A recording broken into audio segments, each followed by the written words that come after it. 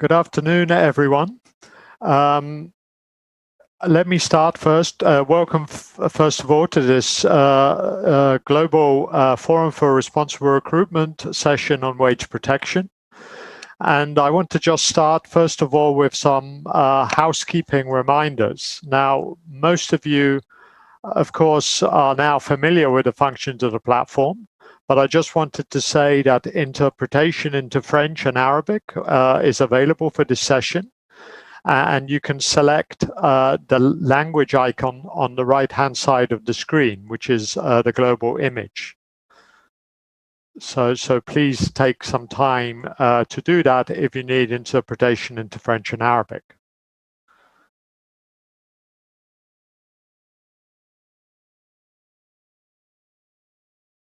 Okay, thank you. So good afternoon, once again from Beirut. My name is Ryszard Holowinski, and I am the Senior Migration Specialist in the ILO Regional Office for Arab States. And I would like to extend a very warm welcome to you all to this second session of day 3 of our forum. Yesterday, we started discussing the issue of access to justice with a focus on resolving recruitment-related grievances. And today we want to continue that discussion by looking at how we can prevent some of these grievances from occurring in the first place. So just let me say a few words about the objectives of this session. This session will explore what opportunities the COVID-19 pandemic has provided to build back better and improve labor governance systems, such as wage protection systems, to ensure prevention of grievances at first instance. It will also look at regulatory efforts to put in place robust wage protection systems, including measures that can be implemented at the recruitment stage to reduce the risk of non-payment of salaries during and on completion of employment. The session will also discuss the role of the digitising of wage payments by employers, which has led to efficiencies and productivity for business, but also supports greater transparency and security for workers, including migrant workers.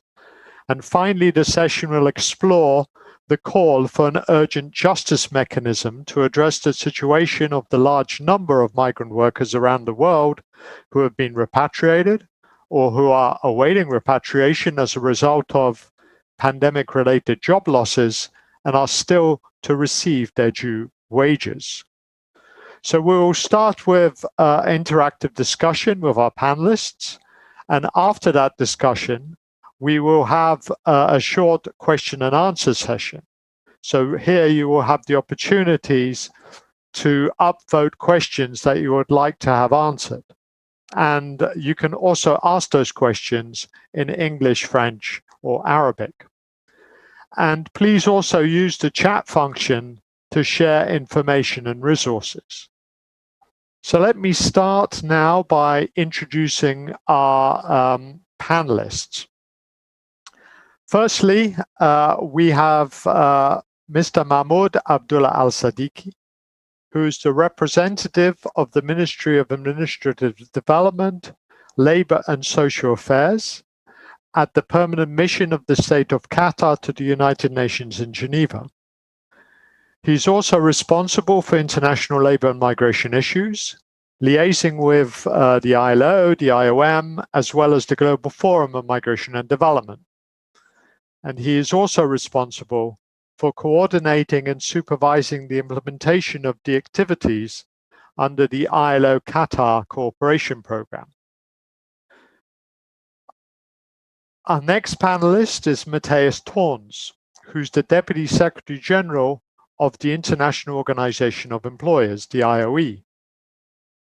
He is part of the senior management team of the largest global business network, representing over 50 million companies.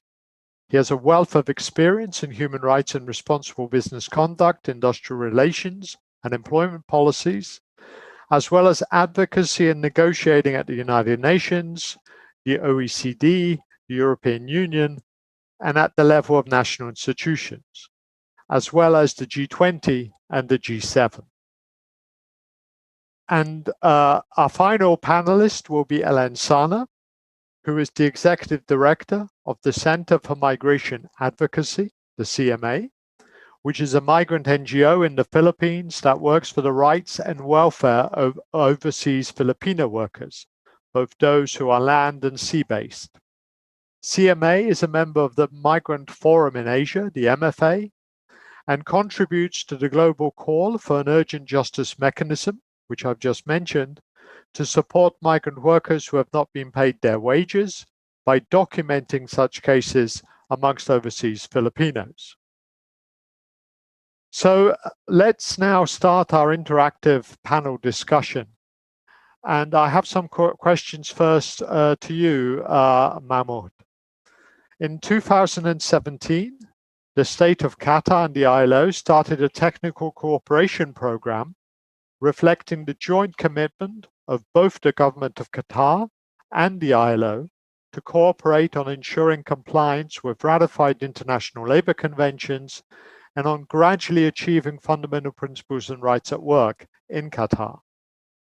Now, you have introduced a number of important reforms to improve the recruitment and employment conditions of migrant workers.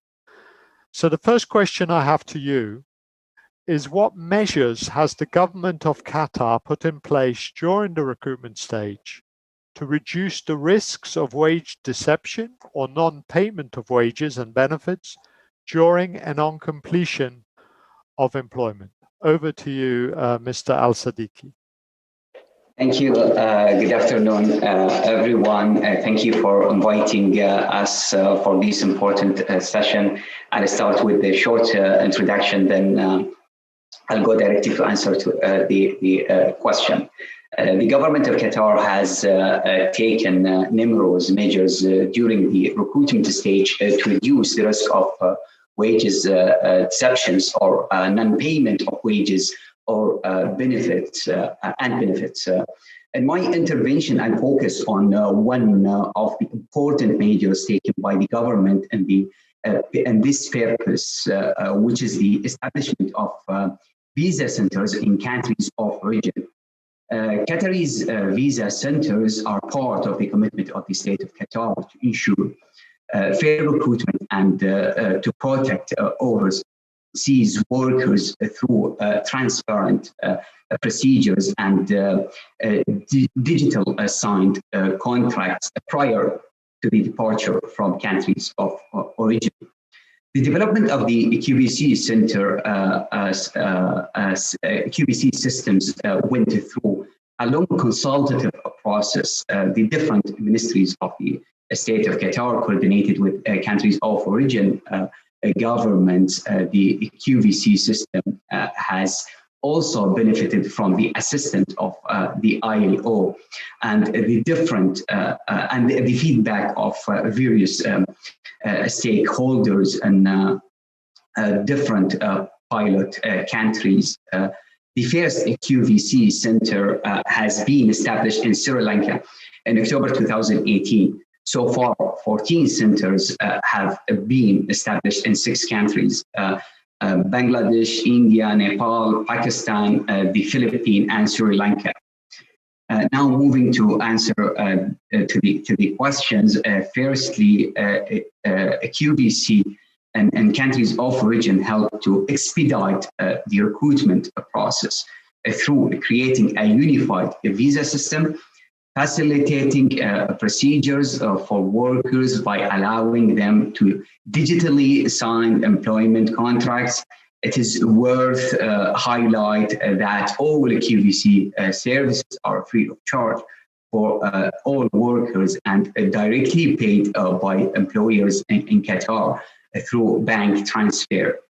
Secondly, QVC helped to protect workers' rights by preventing exploitative procedures throughout the recruitment process. Sign the contract at the QVC in the country of origin through the electronic system enabled the ministry to register the contract for the interest of both parties and avoid the contract substitution. And this is really important. It is also allows the workers to access electronically a copy of his employment contract throughout his work in Qatar. The contract authentication is one of the services provided by QVC. It is important to note here that the standard contract that goes through the digital authentication has a separate field for the food and accommodation allowances, which means a greater transparency. This process gives the worker the opportunity to be aware of all the financial terms, among others, before signing the contracts, to ensure the purpose of which QVC were established and their well functioning. The ministry has linked the centers with the multilingual employment contract system set up by the government to protect the payment of wages. It is also important to mention that the WPS, the wages protection system, help the electronic one. I'm meaning here the electronic wages protection system helps in implementing the new minimum wage, given that companies that are looking to hire new workers will be prevented from doing so if they have outstanding wage-related violations as flagged by the WPS. In addition, there are ADELSA materials online that provide information on the minimum wage and multiple languages have been disseminated through networks and countries of origin. I'll stop here for the first question, and I'm looking for the next one.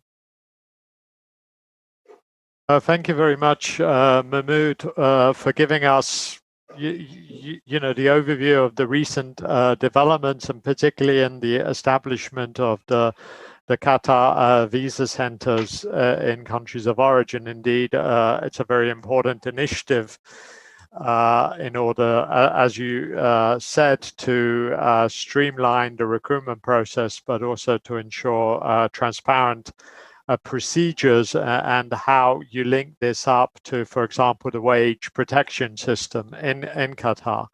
I guess a follow-up question I would have is, you know, you mentioned the first center was set up in 2018, and that's 3 years ago. So you've obviously been able to gain quite a lot of experience in how these centers have been running. But what challenges do you continue to experience, and what do you think can be, you know, some further improvements, or what further improvements may you be thinking about for the future? Thank you. Despite the efforts and the progress made, we still face some challenges, such as lack of knowledge and awareness among workers and employers about the recruitment process through QVC. Difficulties to provide proper training for QVC staff due to the COVID-19 circumstances that also has caused a delay in establishing more intended visa centers in countries of origin like Tunisia, and I think other countries, for example, and for more efficiency, ADELSA and the Ministry of Interior are working with the ILO to develop a training curriculum for QVC staff on how to continuously improve the way QVC staff explain the contract terms to workers, including the understanding of the wage components, raise awareness about labor law among workers and about their rights and obligations under Qatari's labor law before their arrival to the country, enhance the wage protection through the recruitment-related measures, organize regular forums in the countries of origin in cooperation with the ILO Project Office and the concerned civil society organizations. And it's really important to involve them to discuss how to further develop and improve the recruitment process, continue the existing cooperation with government sending countries to protect workers from exploitative practices, enhance recruitment of skilled and trained workforce to better meet the local labor market needs. I'll stop for now. Looking forward to engage in the Q&A session. Thank you very much, Mahmoud, for that response. I'll move over. I'll move now to Matthias. Matthias, businesses have played an important role in generating momentum in moving from cash to digital payments. Digitizing of payments can result in improved efficiencies and productivity, increased revenue through data analytics for business development, greater transparency and security, as well as stronger business relationship. However, some challenges do remain. My first question to you is, how has digitization of wages benefited both employers and workers? Thank you so much for this question. And indeed, I fully agree with you that the move from cash to digital has a potential to improve the life of millions and millions of workers, particularly female workers, particularly also migrant workers. And that for many, many reasons. First of all, being able to have digital cash means that you have better access to financial services. You can do online shopping, for instance. You have much better access to loans, to financial credits. You also have it much easier actually to send money back home, right? If you're a migrant worker working in, for instance, Qatar, and you want to send money back to the Philippines, if you have your money digitally, it means that it is much easier and much cheaper.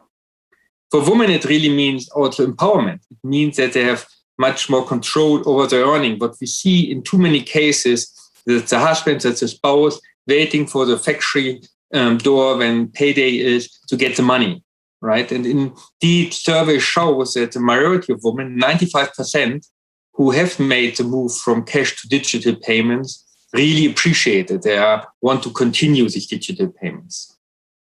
There are many improvements also for employers, and you already mentioned it. You have much more efficient payroll. You don't have the hidden cost, like, for instance, the fact that you have to pay for transportation, that you have personal wages, to administer the money. You don't have all the security hassle. You don't have the challenges that people are lining and queuing up to get their wage. So it's a really issue about also productivity. You can show to your supply chain, to your buyers, that you're compliant with national legislation in terms of working time, in terms of wages. So there are many aspects also for employers why it is really helpful and why it is advantage for them to move from cash to digital. And there is a broader societal view. It is really important to move to digital when it is addressing informality, right? Being move from cash to digital means that you are supporting the transition to the formal economy. And it also means, actually, if there's an emergency, like we have now at the moment in the COVID crisis, relief money is coming in. I'm sorry for this. And relief money is coming, that these can be much easier distributed. What we see at the moment during the crisis, that money is going in countries with needs, but it cannot be distributed to workers. It cannot be distributed because workers don't have an online account. It is hard to identify them. It is hard to transfer the money to them. So in cases like we have at the moment, having systems for digital payment really also supports the distribution of emergency money. Thank you. Thank you, Matthias, very much for that response. Yes, very, very interesting. You've given quite a few examples of the benefits, not only to workers and employers, but also more broadly in the context also of the COVID-19 pandemic. And indeed, distribution of money to workers is a challenge, particularly to large numbers of workers, in the context of, you know, the social distancing measures, for example, that need to be put in place, and therefore digitization, you know, obviously has its rationale in that context. It's very evident, I think. My follow-up question to you, and this may seem obvious, but how is digitization of wage payments done in practice? And what challenges still remain in this regard?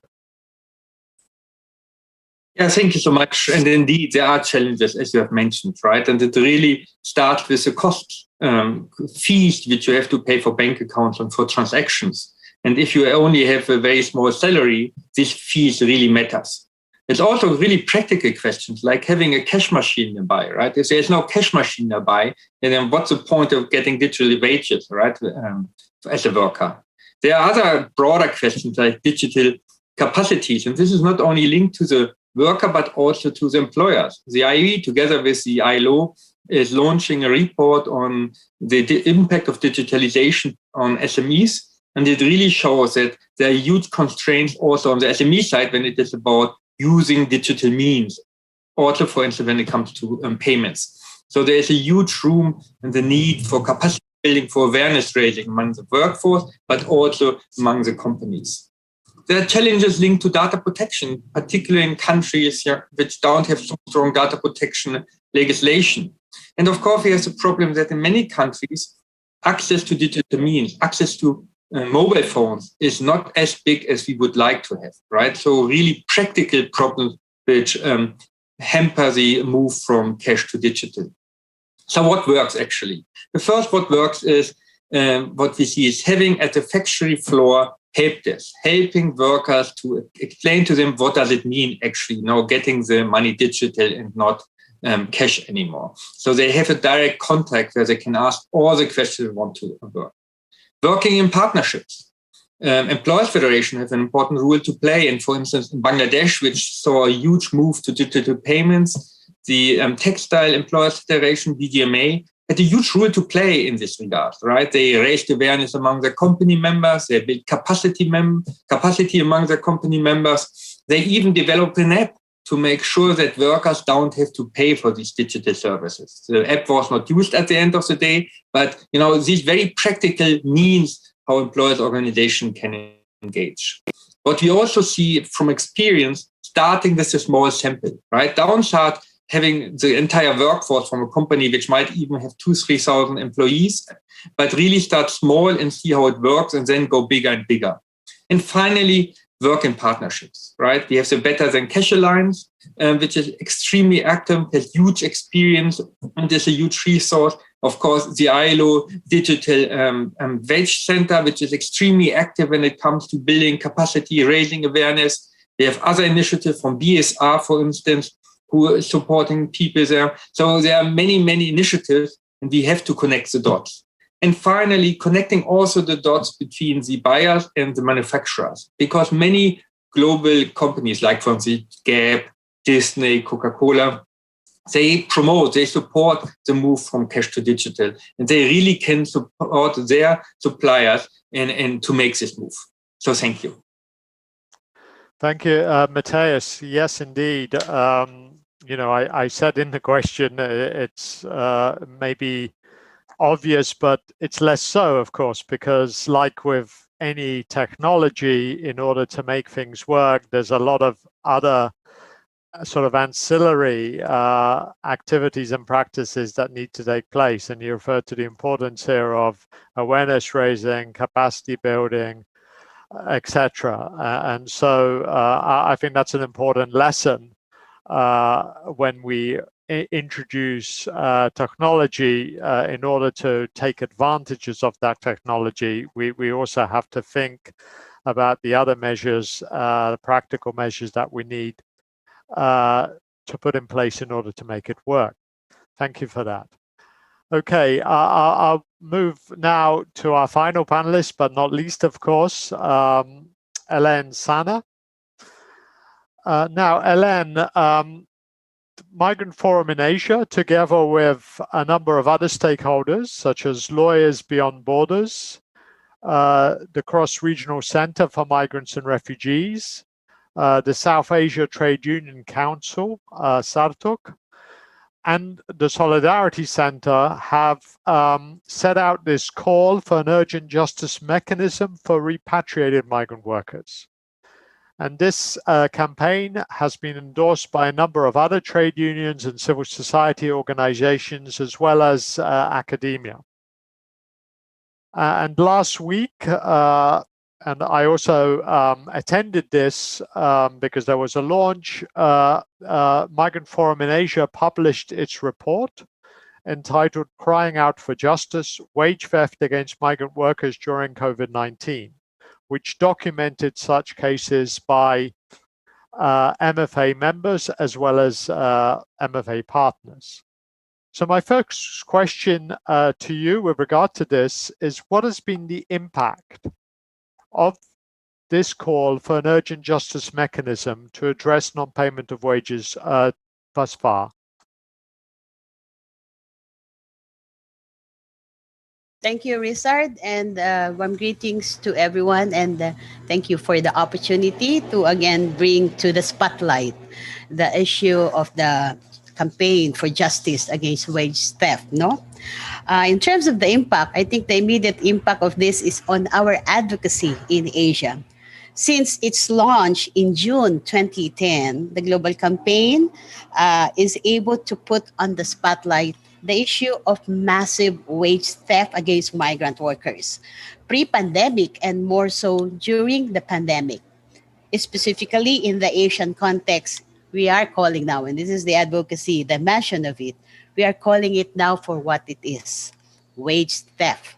Instead of the usual reference as non-payment of wages or reduced payment, delayed payment, and the like, where the cases are taken one case at a time without the big picture of the prevalence of the crime of wage theft against migrant workers.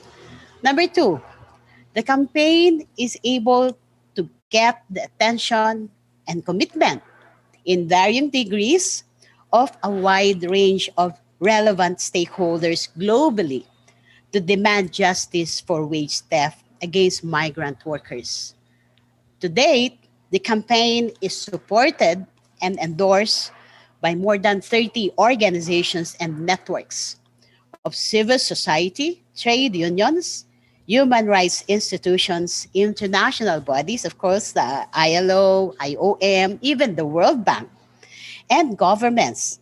Also, special thanks to Nepal, governments of Nepal, Indonesia, Bangladesh, for being on board immediately in this campaign, but also countries of destination indicating interest to improve their wage protection systems for workers, including migrant workers.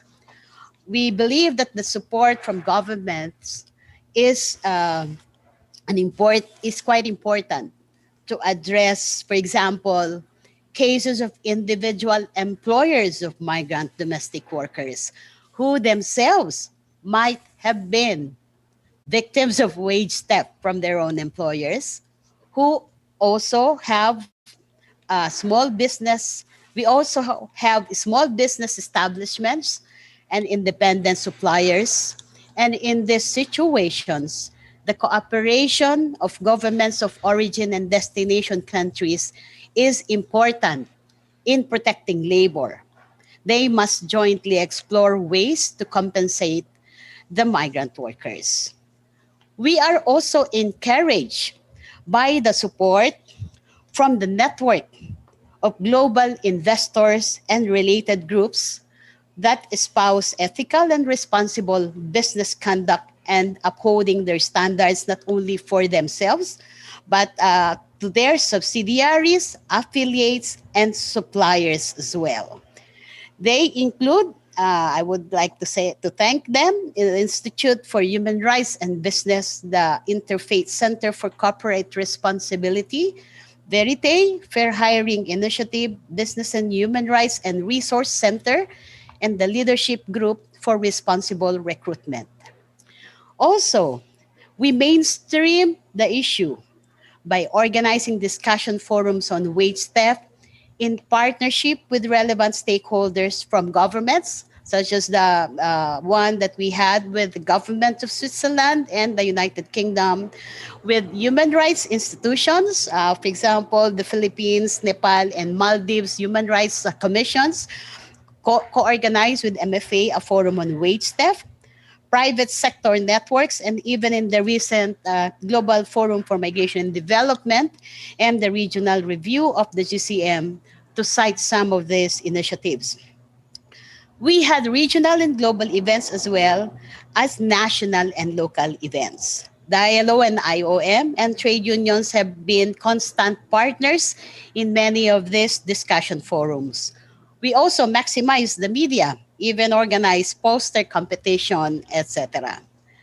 Another impact is that, of course, consistent with evidence-based advocacy, we have to do our due diligence and make a report of these cases of wage theft, complete with supporting documents as evidence. Currently, documentation work is being done in 5 countries of origin: India, Nepal, Bangladesh, Indonesia, and the Philippines. And as you mentioned, Richard, last April 7, we had the public launch of the first analysis report of the cases documented from November 2019 to January 2021. The analysis report covers 700 plus cases. And as of April 13, the Justice for Wage Theft documentation system has over 1,000 documented cases, combining individual and group cases. The documentation of these cases and the subsequent report analysis are important evidence of the injustice done to migrant workers. Payment of wages and other benefits to migrant workers, such as severance and retirement benefits, draws the line between forced labor and exploitation and what we all advocate for as decent work. If one is denied this, then that is tantamount to forced labor and exploitation. And if you and I and all of us do not do anything to address the injustice to these migrant workers, then we become accessory to the crime of wage theft. And in the effort to find solutions to the issue of massive wage theft, we had to think out of the box. The campaign is calling for the setting up of a transitional justice mechanism to expedite resolution of the cases en masse. You cannot do it the ordinary way of one case at a time.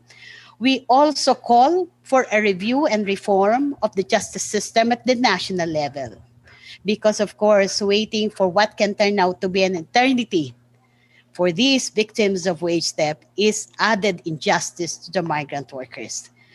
This one surely calls on us all to implement the international partnership principle of the GCM together with the whole of government and whole of society approaches to ensure that the results will be inclusive of all victims. There is a lot more to be done, but I think we have started the campaign rolling, and we are hoping and praying that the relevant duty bearers for this matter, we are calling on the governments to do their share and move this forward fast and now. Thank you. Thank you, Alain, for the very comprehensive answer and also in describing the campaign. We're sort of, I have my eye on the clock and time is running, but very quickly, if you can, just in 1 minute, just, in looking at the report, it does a very good, provides very good overview of the definition of what you refer to as wage theft, right, of the various elements. Can you give us one or two examples very quickly of what types of cases you are addressing and how they're being resolved? Well, yeah. For example, in the case of the Philippines, and this has been like daily occurrences for most of our migrant workers who are on low wage occupations. We have cases of domestic workers. A lot of the cases that we are able to document in the Philippines are domestic workers. They are not being paid 1 year, 2 years, or if their contract already expired, their employers would not allow them to come back home. And in the meantime, that they are still kept under with the employers, they are not being paid. Of course, for the other workers, those in the services sector, they are doing a lot of overtime work, and of course, it's not even discussed that they are being paid their overtime work, and that is still part of the wage theft issue. And of course, during the time of the pandemic, what we have are also includes those who've been stranded. Their contracts expired in December 2019, but then they managed to come back home to the Philippines in August. So these are very real cases. So their wages may have been paid, but for the time that they were there and not doing anything, then they will have to spend, and in the end, they're not getting any more. They come back home empty-handed, with empty pockets for that matter, right? And of course, the other case is when they have been working for the longest time, such as the case of Barrick. Probably for those of you who've been monitoring the wage theft campaign, has spoken in at least 3 occasions of our wage theft campaign, where he has worked in the company in Saudi Arabia for more than 10 years, and he has not received his severance pay. And this is the case of one too many of these migrant workers. And I think this is something that we must be able to do something about, and not just discuss it. And of course, definitely we welcome all the efforts to prevent such occurrences in the future, that we have to be able to render or to contribute to achieving justice for these victims of wage theft, particularly in the time of the pandemic. Thank you very much, Elaine, for giving some of these concrete examples. I think they're very instructive because they really bring home this issue and how it has affected a range of migrant workers in a range of different ways during the pandemic. And okay, so and of course there may be additional questions to you with regard to that in the context of the question and answer session. But before we move on to that session, we have a little interactive poll for the audience, which we'll now show on the screen. And I would ask you to read the questions. There are 2 questions, and to select one answer. I'm going to read the questions out also for the benefit of the interpreters. So the first question is, do you think migrant workers earn more or less than national workers? And you have 2 choices there. Do they earn more or do they earn less? And the second question is, what do you think is the wage gap between men nationals, so men who are national workers, and migrant women workers? And here you have a choice from 5% to 40%.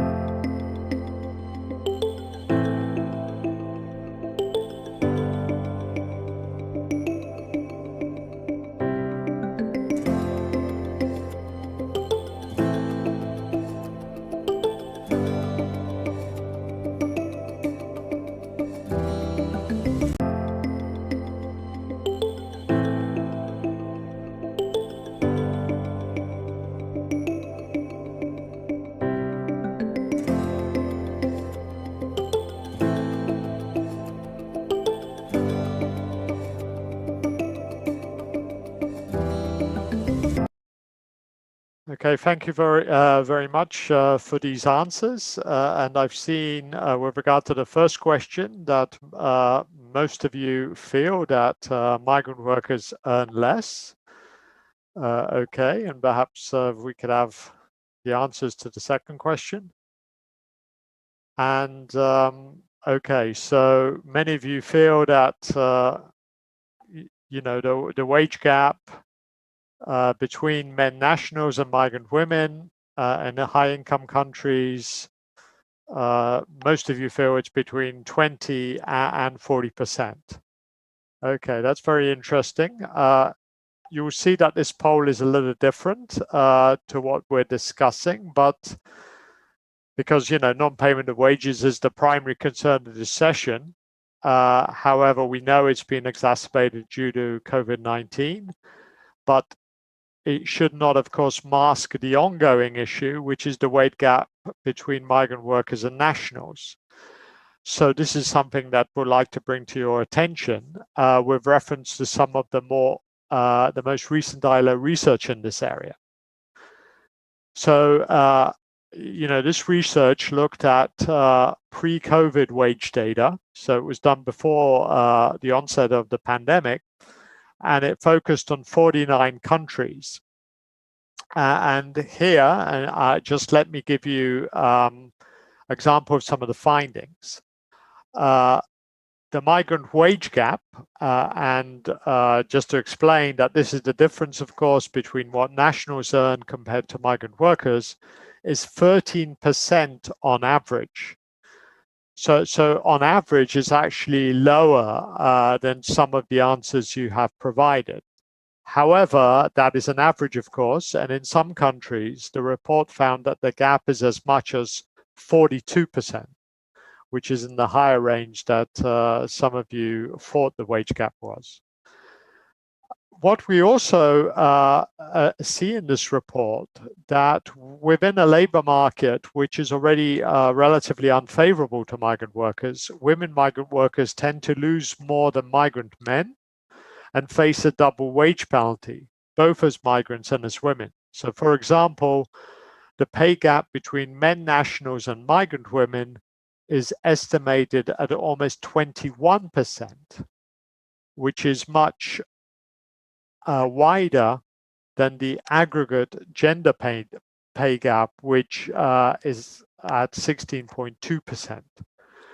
So, you know, I welcome you all to take a closer look at this report, and the information about it will be provided in the chat.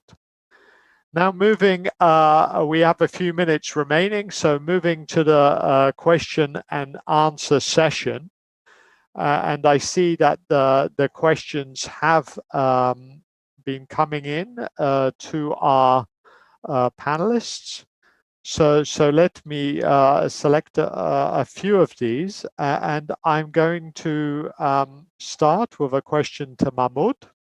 And I know there have been quite a few questions to Mahmoud, but this is the one that I will start with.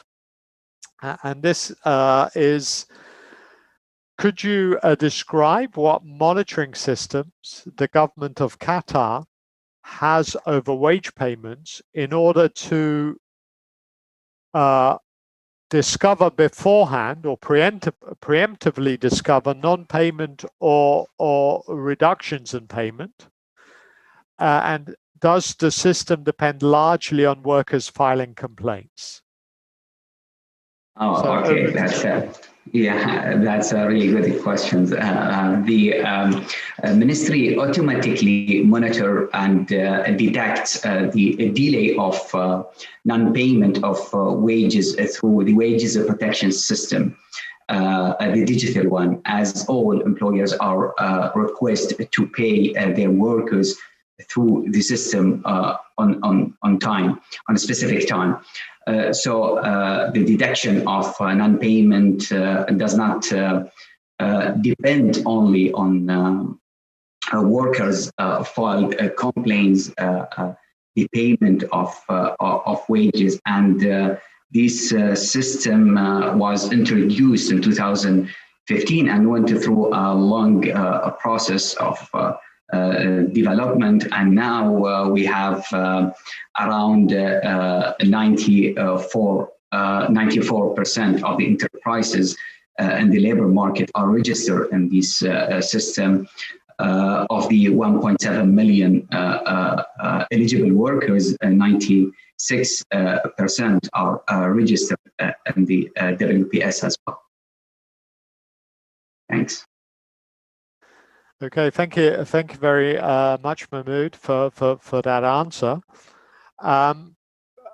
We have, I see that there is now some questions also to Matthias, and here's one for you, Matthias. In light of strengthening digital currency efforts globally, what do we need to focus on to prevent potential risks for workers? I'm not so sure whether I understood the question. Can you repeat? I'm sorry. Yes, so the question is, in light of strengthening digital currency efforts globally, what do we need to focus on to prevent potential risks for workers in this context? Okay, now I understand. Thank you for that. Now, I really think we don't should engage in the whole issue about digital currency, right? It is really about starting to make sure people receive the currency which they are of the country they are working in digital means instead of cash. That is the purpose. It is not about getting into, trying to find digital currency and to pay workers with that, because of course there are huge risks with that, and the need to build financial capacities of workers and employers with that regard is even bigger than this with this regard, right? So let's take the first step, which is really making sure that people receive the wage digitally in the currency of the country they're working in before starting looking at in any kind of other digital currencies like coins or anything else. Thank you. Okay, thank you, Matthias, also for that clarification. Of course, that makes a lot of sense, but with the emergence of digital currency, this is something also to bear in mind moving forward. A question. Paid in Bitcoin, right? Your salary is paid in the the currency you are working in. Mahmoud is paying his salary in francs, although he is from Qatar. Now it is really about not starting and discussing, Bitcoin and other currencies. It is really about making the first step, making sure people get their wage in digital means. Otherwise, we really get lost in the discussion. I really think so. We have to be focused what we want to achieve and go that way. Yes, thank you very much, as you say, for that focused response. Over to you, Ellen. Non-payment of wages in the COVID-19 context can have, and as your report has shown, already has had some catastrophic consequences, not just for the migrant workers themselves, but also for their families back home due to a stop or reduction in the flow of remittances. But, looking at this in the broader context, can you say that it has also had consequences on the industry or sector in which these migrants work, as well as in society as a whole in the country? Yeah, thank you, Restart. Of course, as we say, particularly this COVID-19 pandemic, all 7+ billion people are affected. But I think that what we're trying to say here is that the degree of impact varies depending on the population. And we are saying that the migrant workers, even pre-pandemic, is already at the short end of the negotiations. Your survey bears this out, that migrant workers receive so much less than local workers, and our advocacy is that people should be receiving wages, the same wages for work of equal. They should be receiving wages for this same type of work. So what we're saying is, of course, the employers are also affected. The employers of domestic workers may also be affected. But what we are saying is, you don't try to adjust by stepping on the others, by stepping on the rights of the others. Because in the case of the pandemic, we should be watching out and looking out for each other. And as you mentioned, the wages that we are talking about for these migrants are not even like the CEO wages. So I think there is no justification that they are not being paid their dues in this time of the pandemic when we all need the support for ourselves and for our families. And mind you, it's not only like the remittances are quite important to the families back home, but the perception in the countries of origin, like the Philippines, is that since these families, these households have migrant workers who are sending remittances, then they are skipped when it comes to distribution, for example, of relief assistance in times when the communities are in lockdown situation. So I think everybody's affected, but I think you cannot skip that there should be fairness, equality, and inclusion of everybody affected. So employers cannot make that excuse that they are just affected as the migrant workers. Thank you. Thank you very much, Hélène, and also for giving answering this question in the broader context, and of course, the primary stakeholders, if you like, parties affected are, of course, the workers themselves and their families. Okay, I'm wondering if perhaps we have a very quick another round of questions, I think, and very quickly to you, Mahmoud. The question is, are QVC centers the only channel for low-wage migrant workers to gain entry to the Qatar labor market, or do private recruiters still play a role? Yes, indeed. In countries where the government have established Qatar Visa Center, it is the only channel to gain entry to the state of Qatar and the Qataris labor market, and dealing with the recruitment agencies in countries of origin as well. Because this is the usual way that the workers will get in touch with Qatar Visa Center, and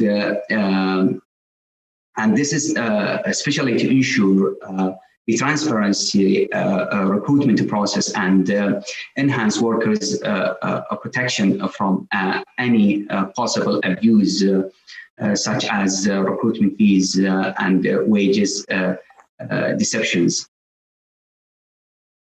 Okay, thank you very much, Mahmoud. And quickly to Matthias, the question is, how can we better engage employers and employers' organizations on the issue of non-payment of wages?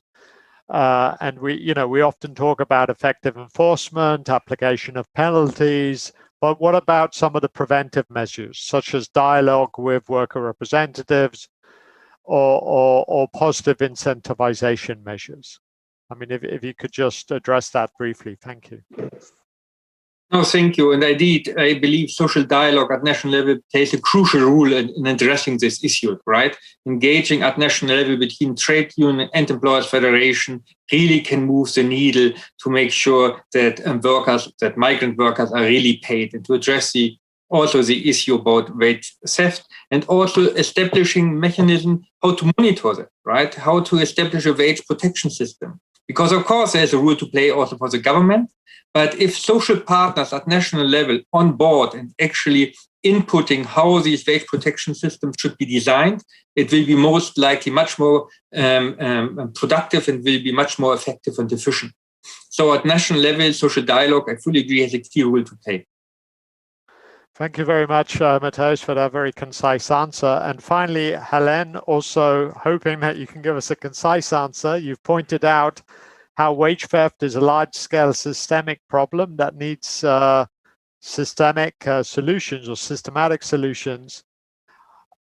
Just a couple of reflections on how justice systems can work better for migrant workers. Yeah, thank you, Richard. Well, I think first and foremost, migrant workers should be well informed of their rights.